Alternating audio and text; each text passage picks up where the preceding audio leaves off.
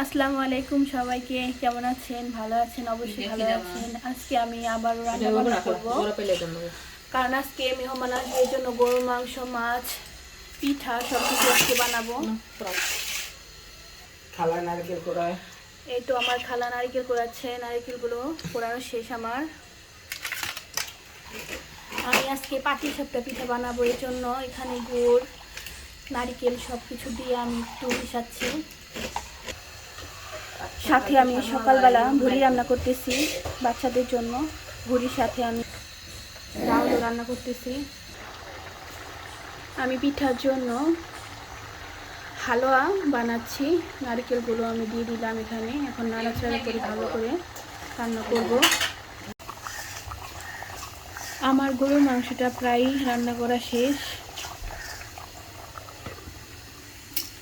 এখন আমি পোলাওটা রান্না করতেছি। দেখেন চালগুলো হাঁড়ির মধ্যে দিয়ে দিলাম। এখন রান্না করব। নাড়াচাড়া দিয়ে আমি ঢাকনা দিয়ে দিব। গরম পানি দিব এখানে।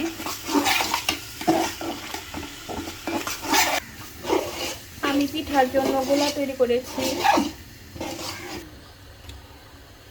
এখানে আমার সব কিছু দেওয়া শেষ। আদা বাটা, মশলা, কাঁচামরিচ, গরম পানি। এখন আমি ঢাকনা দিয়ে ঢেকে দেব। আমি পোলাওর মধ্যে ডালটা দিয়েছি, ঘি দিয়েছি, সবগুলো দিয়েই রান্না করি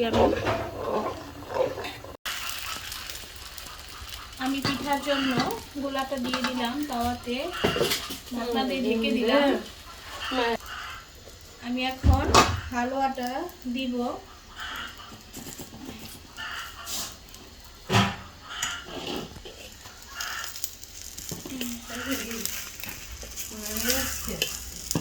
এই তো আমার পিঠাটা হয়ে গেছে, এখন আমি নামিয়ে ফেলবো। দেখেন আমার কতগুলা পিঠা হয়েছে।